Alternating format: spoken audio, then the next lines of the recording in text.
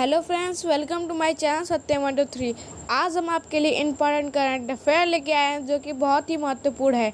तो आपका पहला प्रश्न यह है कि हाल ही में किस राज्य के राज्यपाल ने मुख्यमंत्री के खिलाफ मुकदमा चलाने की मंजूरी दी है। तो आपका सही आंसर हो जाएगा ऑप्शन नंबर सी, कर्नाटक। अब आपका अगला प्रश्न यह है कि हाल ही में आईसीजे के महानिदेशक का निधन हुआ, उनका नाम क्या है। तो आपका सही आंसर हो जाएगा ऑप्शन नंबर ए, राकेश पाल उनका नाम है। अब आपका अगला प्रश्न यह है कि हाल ही में किस देश की विदेश मंत्री भारत की आधिकारिक यात्रा पर दिल्ली पहुंची हैं। तो आपका सही आंसर हो जाएगा ऑप्शन नंबर बी, जापान। और दोस्तों, जापान का कैपिटल क्या होता है वो कमेंट करके आप ज़रूर बताइएगा। अब आपका अगला प्रश्न यह है कि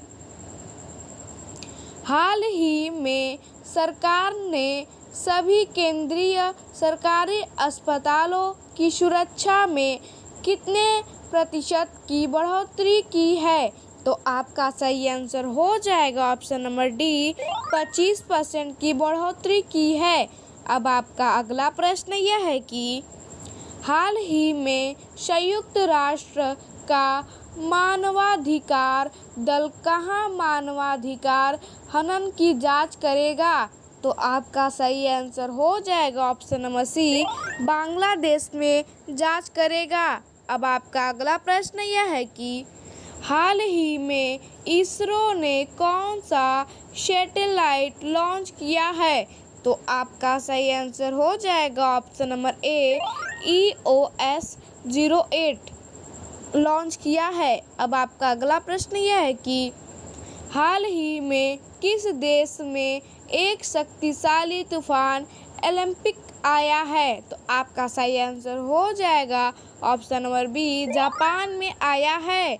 अब आपका अगला प्रश्न यह है कि हाल ही में किस राज्य में नई योजना के तहत स्कूल जाने वाले बच्चों को सप्ताह में एक बार उबले अंडे या फल दिए जाएंगे।